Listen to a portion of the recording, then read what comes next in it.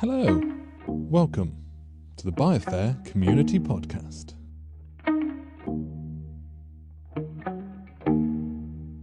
I'm Sam Haynes, Senior Bioinformatician at the Quadram Institute and BioFAIR Fellow.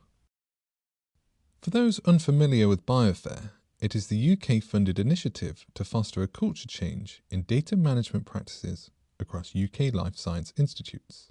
In the second episode, we will be continuing to explore BioFAIR's People's Commons by interviewing 3 more of the 25-26 cohort of BioFAIR Fellows. Up first is Nicola. As Galaxy Platform Development Officer at the Earlham Institute, he discusses how he ended up working on the Galaxy Bioinformatics platform, as well as its future both in the UK and beyond. Hello, Nicola. Welcome to the podcast. Hello, Sam. How are you? I am all good. How would you like to introduce yourself to the audience? Yeah, so hi, everyone. My name is Nicola Soranzo. I work at the Earlham Institute in Norwich, so pretty close to Sam physically. Mm-hmm. And I work also as a BioFAIR Fellow, so that's why I'm here today. Amazing.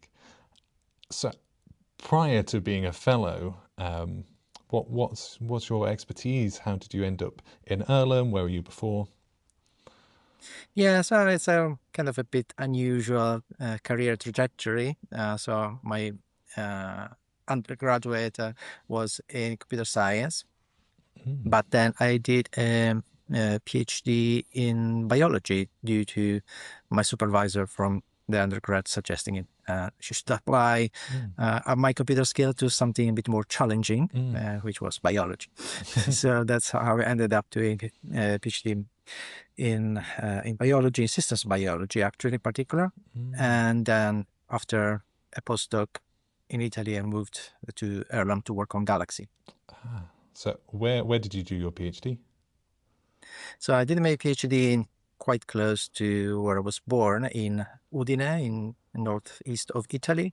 Ooh. And then I did a postdoc in Sardinia, also in Italy, and then started still doing some systems biology there, and then slowly moved towards more support role and working on Galaxy, this workflow platform that led me then to apply to the job I'm still doing 10 years after in Earlham.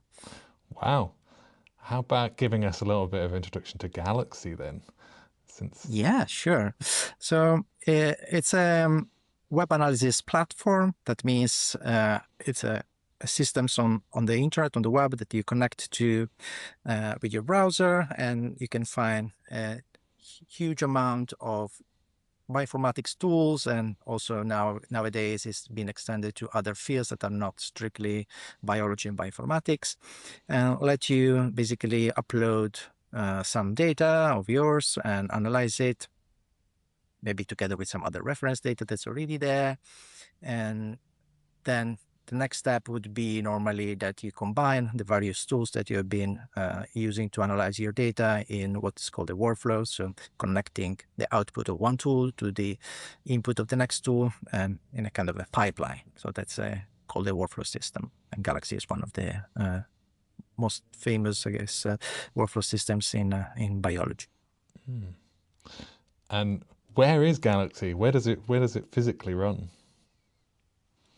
Well, that's a good question. It's kind of everywhere in the sense that it historically is now 20 years in development. It originated in the United States, so the first freely available Galaxy instance was in the US. And from there, it has kind of spread, giving it's an open source software, so everyone can basically install their own instance.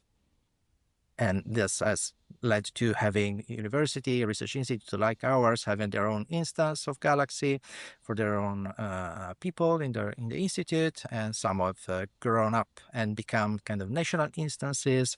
So there is a very big one now in Germany, in Freiburg, that took kind of the role of a major hub, especially for training related activities, and there's another big one in Australia. So there's three big ones in US, Europe, and Australia, and then there's a lot of other national instances available across the globe. So what, as somebody from a computer science background, what made you become interested with Galaxy and obviously now spending so much time working on Galaxy? Yeah, that was a kind of an accident, as usual in these things. So it wasn't my choice in the sense to start working on it, but in my lab at the time in Sardinia, there was a decision to start looking at this system because it was kind of probably new, at least from where we were, and to try to port our pipelines that we had locally to Galaxy, and we had installed our own instance of Galaxy as well. That's public. And from there, basically, I started looking around for new jobs, and there was the opportunity here in Ireland to do more or less the same thing I was doing there. So developing Galaxy and tools. So I took the opportunity for the next step. Amazing. Fantastic. So could you talk a little bit about what your role is when you say you're developing Galaxy? How is it developing? How has it changed over the last few years? And what's its future? Yeah, I think it's going to be interesting for sure. So my role, obviously, I started from zero when I was in Sardinia, so just learning the system, how it works, and then being a computer scientist, when you encounter something that doesn't work or doesn't work as you like, then you start try to fix it or extend it. So looking at the source code, which is the beauty of having open source software, that you can actually scratch your itch and fix the issues that you encounter. And then what you nowadays normally do is once you find the problem and fix it, you contribute your fix upstream using GitHub or whatever it was. At the time, wasn't even GitHub, was a different system, and then you gain the trust of the maintainers of the software, and a few years later, I've become one of the top 5 contributors to Galaxy. So that's kind of success stories in that respect.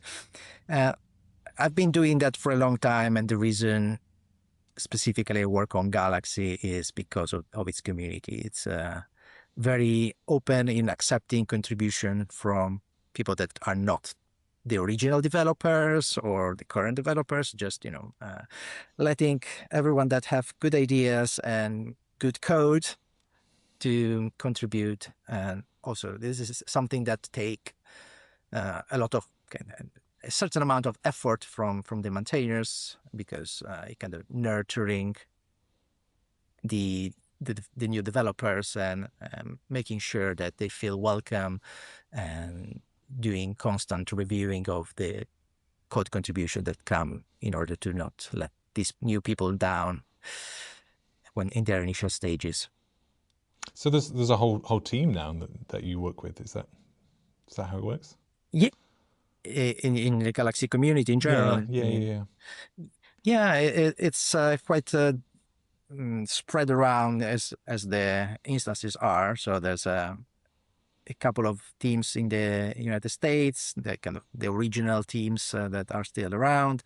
There's the German team. There's people in France. There's people here in UK as well, Italy, Australia. So there's a lot of the challenges are actually managing to be on the same time zone when you have to meet, or when you want to get in touch with people. We often have multiple meetings in order to be able to spread all across the globe and not leave out contributors from one side or the other of the world.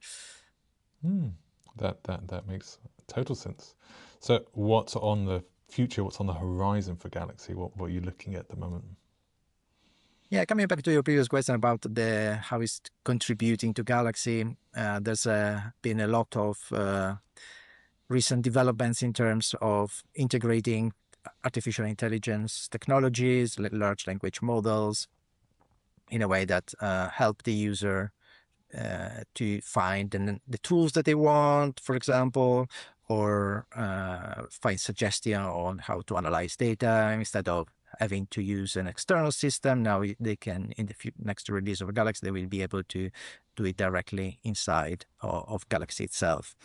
And this has also been reflected in how the actual developers are using these new technologies, and the amount of new code contribution that have been in the last couple of months submitted to main Galaxy repositories is amazing, and the increase in productivity these tools are showing for especially the top contributors have been really striking to me. Amazing, really interesting. Thank you so much. So moving the topic slightly, I'm intrigued to see how your work with Galaxy and your role at Earlham has led you down to this path of being interested in and being passionate for FAIR practices. And what does that sort of mean for you and in your role? Yeah, for sure. So this is a kind of takes me to a different type of things that I also do in Earlham, which is contribute to Elixir, which is a international distributed infrastructure, research infrastructure, European infrastructure that goes across many different European countries, and UK being one of the nodes of this large infrastructure. So as part of this, I contribute to the work of the UK node of this international infrastructure. And secondarily, Elixir is organized in certain different kind of area called communities that are either technological or topic oriented. So there's communities around proteomics or microbiology, and there's also a community around Galaxy. So this is one of the technological communities in that respect.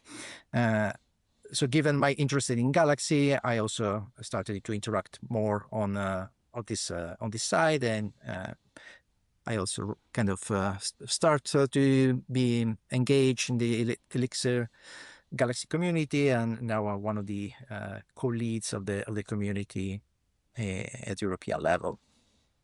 So after that,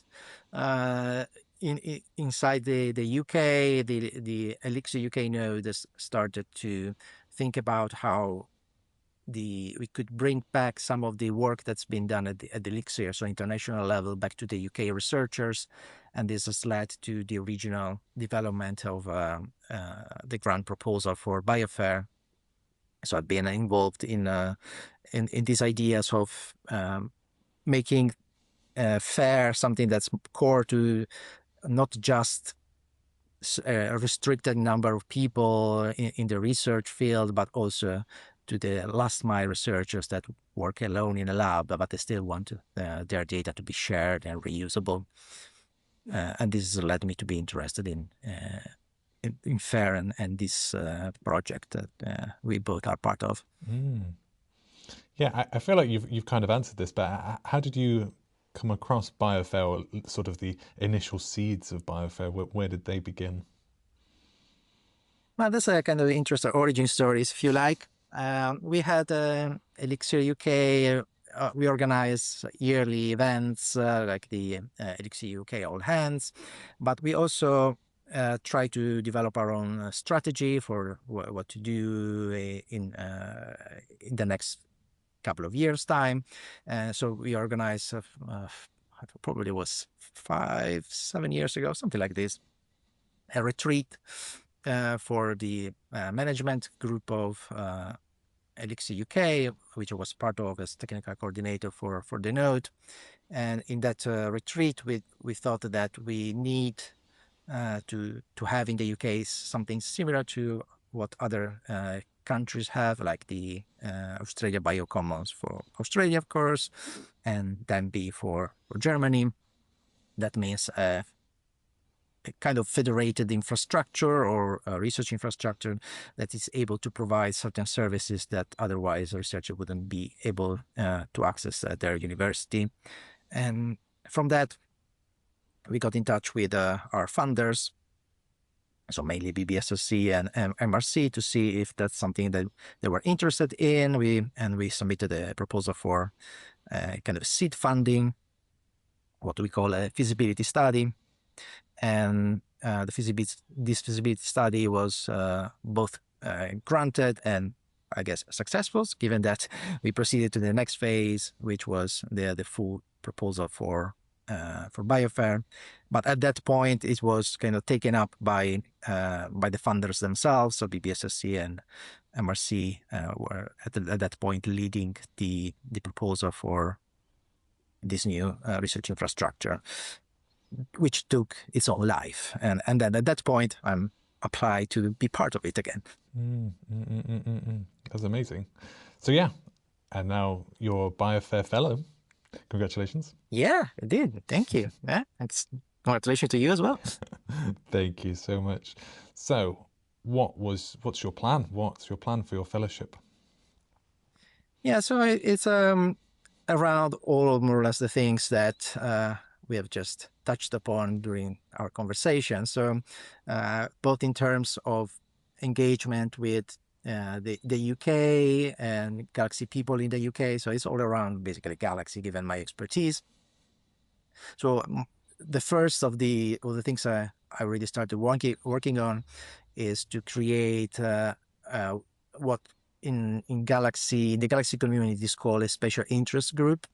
So given that the Galaxy community is quite large and diverse and dispersed as well, we try to set up this interest group that could be either for a certain scientific topic or could be regional. So this would be a UK special interest group for Galaxy, so a local, let's say, national interest group for people that are interested in Galaxy in the UK. And we are currently organizing an online meeting of the interest people for mid and April. So this will be kind of the first step. We already have a channel that online channel that people can communicate, and a web page for it. And the next phase is going to be basically finding what are the current needs of the people that work on Galaxy, and what we could organize at the national level that could support the community at the UK level, and then bring these needs and requirements to the higher level, which is the Galaxy Community Board, which collects all the representatives for the various special interest group and kind of decide of the long-term strategy for the whole Galaxy project. And that's one of the aspects. Second one being working on training, so providing training around FAIR workflows through the Galaxy training materials. And the last bit is, if we manage to do that, also apply this FAIR training to actually making certain workflows a bit more fair. So making sure that the workflows that are already available for Galaxy kind of respect various guidelines and requirements to be fair. So having identifiers or having the right metadata and all these kind of things. Amazing. Thank you so much. I'm a little conscious of the fact that this episode might not be out for the first meeting of your special interest group. But if any listeners want to get involved with the special interest group around a Galaxy UK node, how might they get involved? Yeah, for sure. So I think the more forward-looking thing is the fact that they could access the information and how to contact us, how to get involved through the special interest group page that's already online. Mm-hmm. So in the galaxyproject.org website, there is a community section that lists all the various special interest groups, including the UK one. Mm-hmm. So if you just go to that page, select UK, you will find both the link to our channel, communication channels, and once the date for the event is being selected, then we will also put that there. And I guess I suppose it's going to be become a recurring meeting after a bit. So there's going to be, I don't know, the second Thursday of the month or something like this, but we haven't set up yet. We will do that in the first meeting. That makes total sense. And is there anything anywhere else that you're looking for input from users or from our listeners? So yeah, I've been in touch with various people that I already know that are using Galaxy, but I'm sure there's going to be more, and every now and then I come across with people that I didn't know that they were using Galaxy, or the community could be very large, and given the amount of Galaxy servers that are already available and that people can use, or they can have their own Galaxy installation locally, it's very difficult to get in touch with all the people that could be part of this community. So I hope that also this podcast will help us in that respect. Perfect. Thank you very, very much. And if anybody wants to get in contact with you directly, is there a best form of communication? Yeah, I mean, I'm available via email normally. I think that's probably the easiest way to get in touch with me.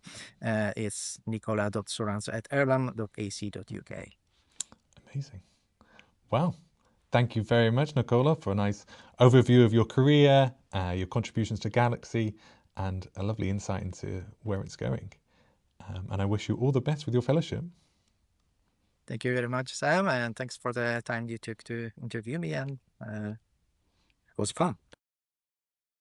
What a wonderful and exciting time to be getting involved with Galaxy. I would encourage anyone interested across the UK to join the new Galaxy UK Special Interest Group.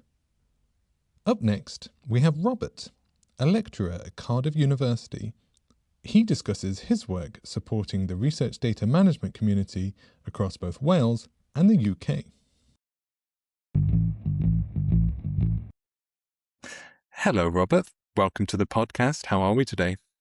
I'm good. I'm in the middle of doing lots of email. I'm working from home at the moment, so I'm just sort of clearing some of the things I should be getting on to. But yeah, getting on quite well with it. How would you like to introduce yourself to the podcast? So I could probably talk about what I do, which is I'm a lecturer at Cardiff University, though really I'm an RTP, so a research technical professional who teaches as part of my job. But I'm one of those RTPs that got to the top of the career pathway. So I've done one of those career pathway moves into a different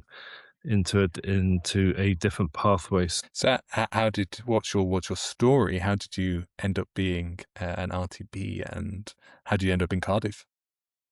So I started off as a bioinformatician a long time ago. There were sort of a handful of master's courses at the time, and I did a master's course in bioinformatics. I mean, we're getting on to probably about 30 years ago now. And that got me the first job at the EBI. And then I moved across to the Sanger Institute just as they were finishing off sequencing the Human Genome Project. So I kind of joined to do the transcriptomics there. But I think I've always done research support as part of what I've done as a bioinformatician. So it's really writing the tools and enabling biologists to actually analyze the data that they are then working with. So I did a little stint into research when I worked in Japan for a little while. I don't think research was really for me. I quite like the work for the RTPs, getting that sort of to-do list. This is very much how I see it. You have your to-do list and you work through the jobs that you have. And then go home at the end of the week happy that you start again the next week. But I mean, you'll know this yourself, is that the RTPs are really having their day at the moment, particularly driven by funders, including UKRI, where there's a big discussion about supporting RTPs, having RTPs being able to lead on applications and bids now. So it's a really nice environment to work in. So really, in the digital space, I will be considered a bioinformatician, but a lot of the work you do is very much around what an RSE would do, so the research software engineer or a data steward as well. Really, I do a lot of data stewardship in what I do. Being around the EBI during the Human Genome Project must have been exciting. But it's odd. I mean, I talked to, the colleagues at the time, and it was kind of our first job. So I think we thought all first jobs were like this, but of course we didn't. I'm not sure I realized at the time how groundbreaking and sort of notorious that the Human Genome Project was. I mean, it was a good site. I mean, there were, a lot of people working together, very collaborative working. Certainly, a very, it's just a very nice place to work. It almost felt like there was one problem to solve in the whole building. We're doing this, but sort of coming from different aspects. But I was there. I mean, I must have been on campus for probably about 15 years, and was really looking at some point really to move, just to sort of go to another city. And I mean, it seems a bit daft, but I had a really good night out in Cardiff once, and I've always had Cardiff at the back of my head of where I wanted to go, and the job came up. And so really, I mean, at that time years ago, bioinformatics was really sort of aggregated around certain cities and certain areas within the UK. And when bioinformatics job came up at Cardiff, I just went for it, and then made the move over here. So I've been in Cardiff for probably the same amount of time now, probably came up to about 13 or 14 years. Fantastic. Well, now that you're a lecturer, you're comfortable in Cardiff, you're also a BioFAIR Fellow. Yeah, Congratulations. I am. It's a really nice project to be associated with, and of course, as you know, we're looking at workflow focus within terms of the verification that we have at the moment, and it's quite nice because it really goes back to the role I had within the Sanger Institute, really, where we were building these workflow for the analysis of the transcriptomics and the genomics as well. So, I mean, I really sort of came from that coding background, but then ended up in genotyping. And so I headed up the genotyping lab, which is really a mixed team of lab and bioinformatics. And we were sort of creating the first sort of preliminary data sets for the disease cohorts and sort of understanding things like COPD and diabetes and so on. But what the real passion segued into is really data stewardship, which is the problem area now. And the beauty of BioFAIR, just to bring it back to BioFAIR, is it kind of touches a couple of things that I've done all my career, which is how you actually write workflow that can then be reproducible, and then something which is very topical at the moment, which is how you can make sure that data is created and also archived and shared, such that people can actually reuse it. I mean, the BioFAIR space, I would say, is kind of known to me already, because I also work as part of Elixir UK, and Elixir UK and BioFAIR are two different entities. But the first discussions around BioFAIR started off in Elixir UK. I remember at a meeting in I think it was in Dundee a few years ago, talking about some blue skies, thinking about what we need within the life science space, and the idea of sort of the phrase that was used at the time was a bag of bits. There was lots of data all around everywhere, and there were resources around everywhere, and there were really, really good pockets of excellence, and just having those findable and those sort of linked up so that people could reuse them was a real sell of BioFAIR.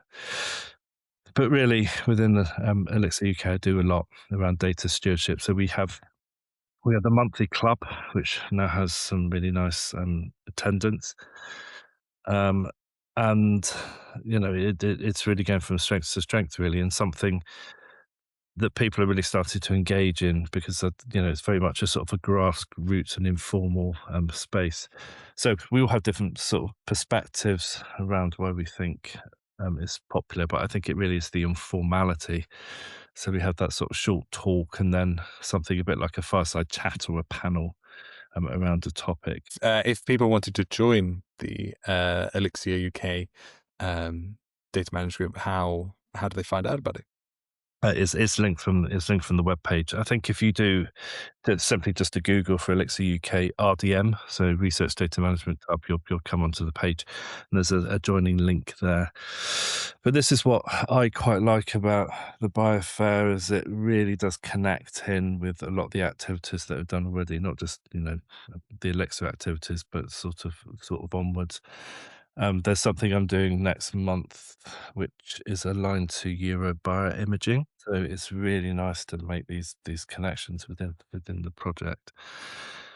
Amazing. So, as sort of a summary of what you're trying to do as a BioFAIR fellow, what exactly did you apply to do, and what have you got on track right now? I was bold in the application I made, but I think these can be realised. So I kind of said I was going to go do some deep dive, but also some broad activities. But really, the first was a deep dive into describing actually how you can make a specific data set fair, alongside verifying the analysis of that data as well. So really a start to finish, from getting the data to getting it analysed with the findings. So what I've done is I aim to write some user stories, and I've partnered up with a couple of people. So I partnered with a biologist with some single cell data within Wales Kidney Research Unit, and also a PhD student in Aberystwyth, building his own workflow within Nextflow. And in both cases, I really wanted to document all the things that they do with the data and the analysis or the workflow that make it fair. So I've nearly finished the biologist piece, and it's shaping up quite nicely. So we have the story about the data coming in, and then it comes in on a hard drive, and challenging that behavior that a lot of people do, which is that the data actually sits on the hard drive, and people think that the hard drive is going to exist forever, which of course they're not.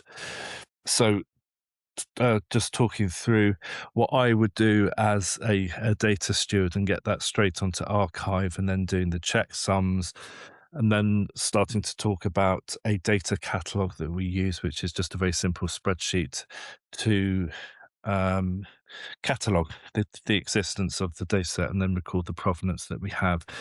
So it's kind of a story about what I would do as a data steward if I was working with a biologist, and a step-by-step approach to receiving the data, analysing, and then through again.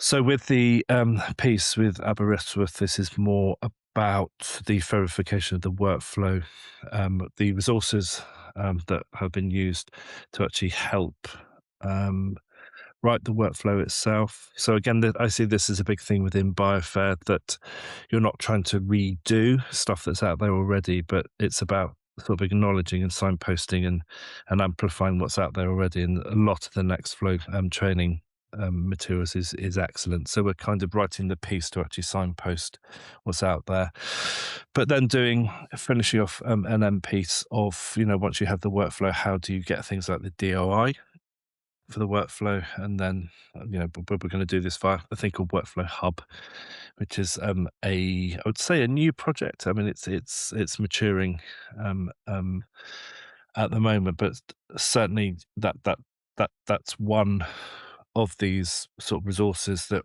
we are linking within BioFAIR that I'll start to talk about. So really, at the end there, I'll just have 2 user stories. We're thinking of a third at the moment. We'll see if that's actually doable.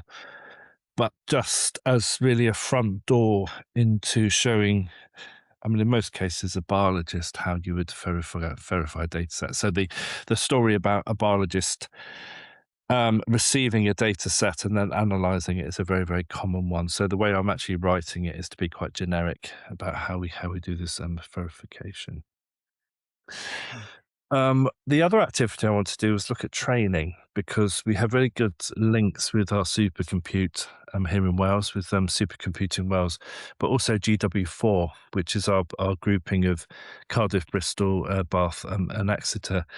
And they're a supercompute which support both of these. So the piece I really want to do around here is to show people how there's enough out there in the public domain such that they can take a very commonly used public data set, which I'm just going to take RNA-seq in this example, and then use publicly available resources, publicly available training, and know-how to actually make a case that it is actually quite easy to reuse data. You just need to know what to be using. So this is the bit that's held up a little, because two of the supercomputing infrastructures are actually being built. But I've managed to get Nextwave working on both now, so I'm ready to go on and do that piece of work. But really, I'm coming from a point of view of really being genuine about not trying to rewrite anything that's out there already, but really to piece together something which is cohesive. That sounds really, really good. Do you have a particular call for aid or for input from our listeners, or specific projects that people could get involved with? I think, yeah, this is really about coming along to the meetings and just starting to have the conversation. The certainly the BioFAIR space is very well organized in such that if an email is actually sent to the BioFAIR office, something will get through to us. It's quite a functional architecture there, sort of supporting. But yeah, just kind of to repeat what I've already said, a lot of the work I will just take into the Elixir UK arena. And so we have a Slack channel, we have the Research Data Management Club channel. People are starting to join that and start to have the chat along with that, and I think that is probably the best place to get me. Perfect. Do you have anything else you'd like to discuss? Well, it's just such a great project to start creating the products that you actually need to then go and sell FAIR with FAIR to the community. I mean, sometimes it's really difficult. I mean, the community, the data management community, say this is trying to convince people that FAIR is actually a good thing, but sometimes you're really trying to sell it from policy, or really sort of the higher level. Was it sort of the high level? Yeah, coming from almost like a top down of, it means that you can, increase the number of people that use your data, etc. And I think people are quite engaged with this. It's just there's this stumbling block of, okay, so I know that FAIR exists and I know there are the principles, but what do you actually mean? So I'm a biologist that's generating, image data, for example. Tell me what I need to do, and then, then I'm quite happy, and then I'm quite happy to be FAIR. So this is what's really nice about the user stories, and a few of our fellows are actually engaging in this project now. And there's one from UCL, so that's Chris, that I'm really interested to actually read, because he's talking about how you verify workflow written with Nextflow, and then again talking about Workflow Hub. And I'm waiting for his story to come along as my gateway in to actually starting to learn more about this. But coming back to the idea of products, is that you have the time to actually write the material you need, which means I can now go out and start to talk to the people in the environments I actually work with. And there's lots of networks in Wales. It's quite well connected, as our GW4 with they sponsor a lot of communities around specific data types, and you can start to take that material in, and you've got something tangible that you can then start to promote FAIR and sell FAIR to people, so that people can start to verify what they've got already. So I guess that's almost like the answer to the question you answered before, which is how people can then engage with what you're actually producing. So, is there any final things that you do want to mention? Maybe just how people might get in contact with you if they want to further this discussion, with your email address or something along the lines of that, or social media. The email address all the BioFAIR fellows have their own BioFAIR email address. So mine is robert.andrews@biofair.uk. And I shall Perfect. pick that up. Thank you so much, Robert, for your time and for your discussion. It's been very, very interesting. And enjoy the rest of your day. Thank you. Thanks to no small effort by Robert and his colleagues, research data manager roles are becoming more important across UK research institutes. If you are interested in learning more, I would strongly encourage you to join the excellent and highly active Elixir UK RDM community. Last, but by no means least, we have Evan, a postdoc at Queen's University Belfast. He discusses his initiatives to connect Northern Ireland's bioinformatics communities and his efforts improving the reproducibility of large language models in research. Hello, Evan. Welcome to the podcast. How are we today? Yeah, thanks, Sam. You'd said it's gonna be a casual chat, but it's April Fool's Day, so I'm a bit suspicious, but it should be good anyway. I'll throw in some curveballs in there if I can. How would you like to introduce yourself to the audience? Yeah. So my name's Evan Troendle. I'm presently a postdoc at Queen's University Belfast. I work in genomics and bioinformatics, and I'm also a BioFAIR fellow, as you know. I guess if you want a bit more background as to like my career journey in terms of how I got to this point, I originally started in physics. I'm originally from the United States, so I'm from the state of Iowa. I did my undergraduate there in physics, moved to material science at Johns Hopkins University in Baltimore, and then did my PhD in chemistry at King's College London. I know, yeah, it's a bit here to there, but all underneath all of that was a computational training, doing physical simulations and increasingly applying it more towards biology. And so now, working more in data science of genomics. So it's kind of, you could consider it computational biology is the field. Basically, analyzing large data sets and trying to find as much information out of them as possible. And they're usually quite noisy, heterogeneous data sets. Very, very, very interesting. So what made you first come to the UK then? Yeah, so my PhD supervisor, his name's Martin Olmschneider.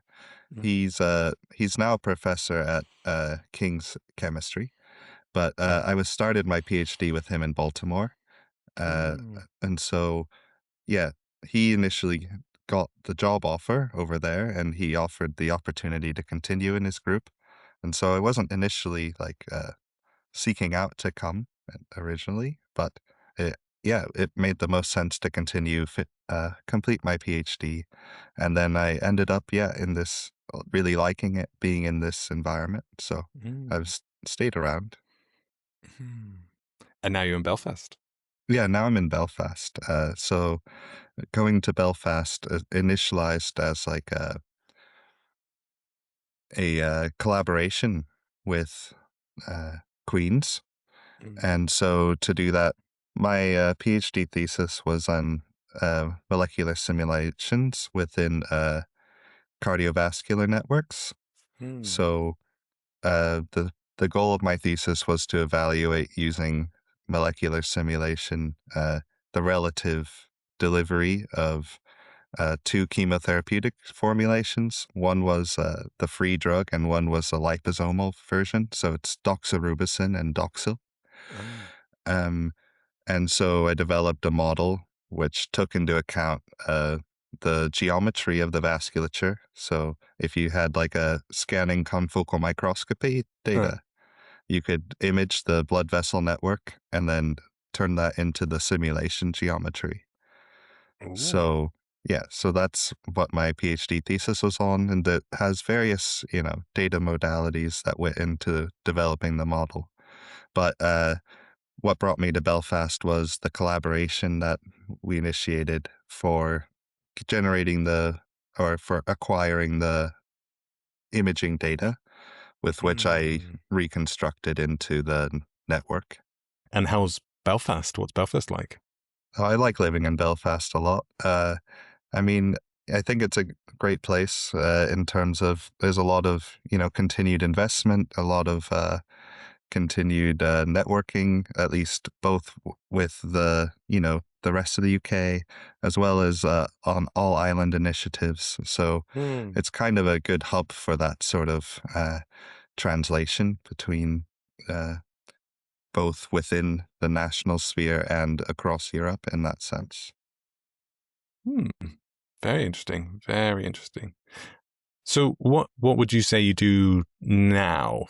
What's your focus now? Yeah, so right now, within my research group, we obviously had we had a major role in terms of doing genomics work, surveillance work during the pandemic for SARS. And so that went on for at least my previous two publications were on that work. So the first one was about analyzing from the global data sets how the virus was introduced to the island of Ireland. There's this, don't know if you've heard, but there's GISAID. GISAID is sort of a database where people from around the globe upload their consensus sequences and the collection metadata. So from that, you have obviously you have metadata about the curators. So what lab they're from, when the sample was sequenced, where it was sequenced, and also the consensus sequence. So you get the genetic sequence of the SARS virus. And so from that, you get millions of global sequences, so sequencing programs. So within the UK, so there's obviously a ton going on in England, Scotland, Wales, and Northern Ireland. Our group was primarily responsible for the sequences across Northern Ireland. So we sequenced them and uploaded them to GISAID in our team. And as part of the research work that came along with that, we analyzed the global sequences because they're available with the data access agreement. So as a contributor, you can also access the data from other groups. And what we did was we developed a phylogeny, so like a family tree of the virus. And we analyzed over space and time when it was likely that genetically viruses were being introduced onto the island of Ireland, and looked at the spread of the virus across. So that was a bit of a fun project. I mean, obviously, my background was previously, mostly in simulations and image analysis. So getting into genomics was an opportunity that was interesting. And then proceeding from there, we also compared a virus you could get out of the wastewater and compared it to the viruses that were being obtained from individuals. So from the nasopharyngeal swabs, like, if you went to over the pandemic. And we just, we wanted to find out what information each data modality provided to surveillance. And we found that they're obviously not the same, but they're complementary. Each will provide kind of the same overview of what's happening, but they each provide different advantages, pros and cons over not only the logistics of doing the sampling, the quality of data you can receive, but also at the small level, what sort of individual mutations that you can see within the data sets. So they both add unique mutations, but capture a lot of the same ones. So I guess in terms of the data, obviously, if you can acquire as much data as possible, it's always helpful. But there's kind of power to orthogonally, or at the same time, measuring those different data streams. At least if you see something happening in the wastewater, it tends to be reflected in the individuals. And so, yeah, that was an interesting result from that. But now, since getting to your question after a long prequel, now we're going into kind of my advisor's original expertise, which is about transcriptomics. So we're looking at gene agnostic analysis. So meaning when you normally do a single cell experiment, you tend to have a reference genome annotation where you find the reads that align to specific windows of the genome, which would be the gene annotation. And from the counts you get that align to those regions, you would get the gene expression matrix, which is analyzed in a number of ways, the high dimensional data analysis to trying to find clusters from and looking at cell types and things like that. But what we wanted to add to this was that we wanted to add a way that you can analyze the genome or analyze the transcriptome rather by looking at what about things that don't align to the standard gene references. In things like humans and mouse, there's not very much that hasn't been well known because people tend to study those organisms a lot. But on organisms that are considered non-model, there's actually not a lot known about their genomes. So this is kind of also a way, it follows in the sort of annotation discovery subdomain where you can try to do transcript assembly and things like this. But essentially what the method does is it tries to find areas of active transcription that are not captured in the standard annotation and keep all of that data and try to see if there's anything useful in that data. There's obviously a lot of noise as well, but that's part of what we're studying is this gene agnostic annotation strategy. Is very, very interesting. Thank you for that overview of what you've been up to over the last. Really, really interesting. Thank you. So, with your passion for fair data, you are a BioFAIR Fellow. Congratulations. Yes. Yeah, thank you. You to yourself as well. Thank you very much. What brought you to BioFAIR? How did you find out about the fellowship? And what is your fellowship about? Yeah. So I was introduced to BioFAIR. There was the BioFAIR Roadshow started, and it reached, I guess, all across the UK. So they did have a visit of the BioFAIR Roadshow to Belfast. And as part of the outreach that they did in terms of when they were founding the fellowship and the organization itself, they sent out emails, obviously, to people who were involved with the roadshow. And so eventually that got circulated to my advisor. He encouraged me to apply because, I intend to be sort of the research data manager for our group in that sense, like uploading submissions and things. So, and he's like, this really sounds like your sort of thing. You work with so many data sets and so many. So I was like, yeah, this does seem something. And that was something I was noticing is that, fair data is something that's definitely applied and used in Northern Ireland and across, through engagements that particular PIs have within their networks. Like there are definitely people within Northern Ireland that are big in the FAIR space. But what I noticed was that there maybe wasn't quite an established community So what I was hoping to do as part of the BioFAIR Fellowship was to establish that sort of network formally, a bit more formally.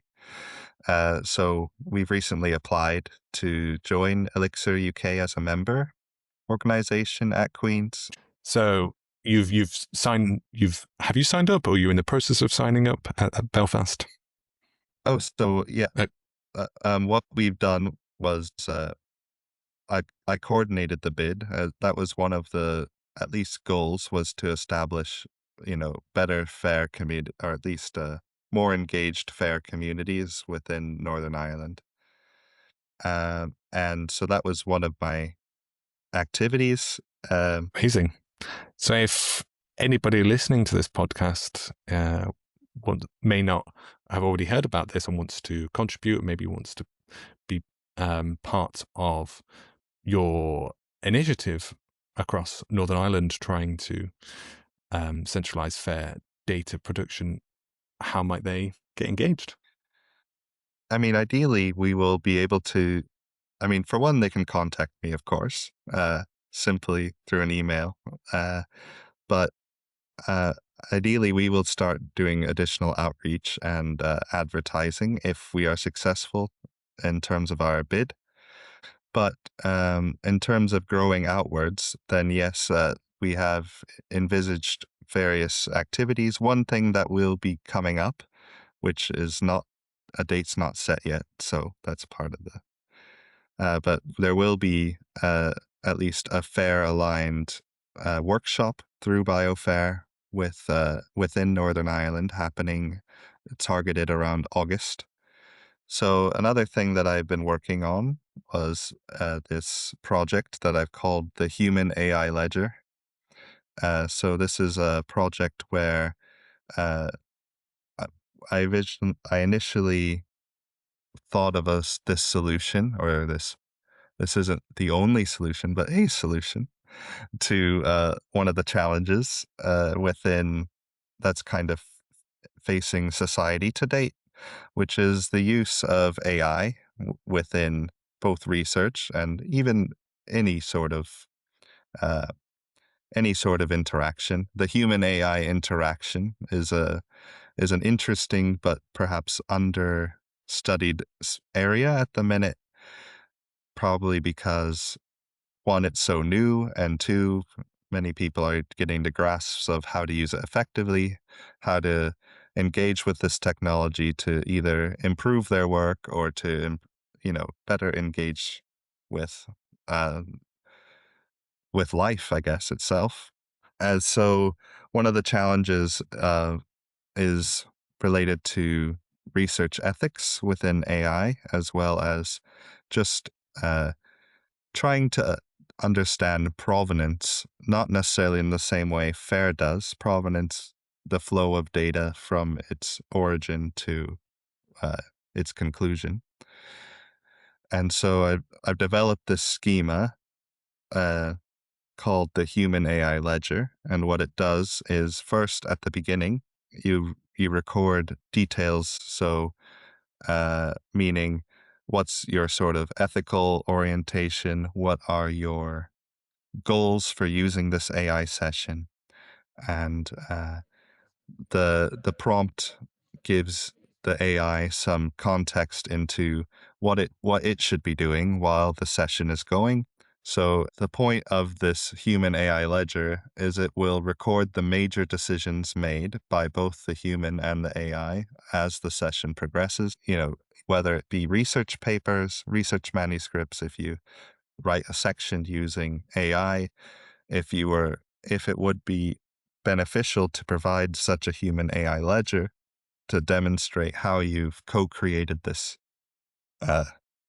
piece of work that enters the scientific literature, then it would show which part the human actually guided the AI. That sounds very, very interesting. And if some of our listeners want to contribute, how's the best way? Is there some specific things that you're looking for right now in terms of getting some input? Well, in terms of contributing to that, for one, I've started the Hail GitHub. So it's just github.com/human-AI-ledger. So there's definitely that avenue of contact and contribution. But in terms of the BioFAIR Fellows, we're hoping to gather together some people who are mutually interested in that there as well, towards working towards publication or a tooling for it. So yeah, there's definitely going to be continued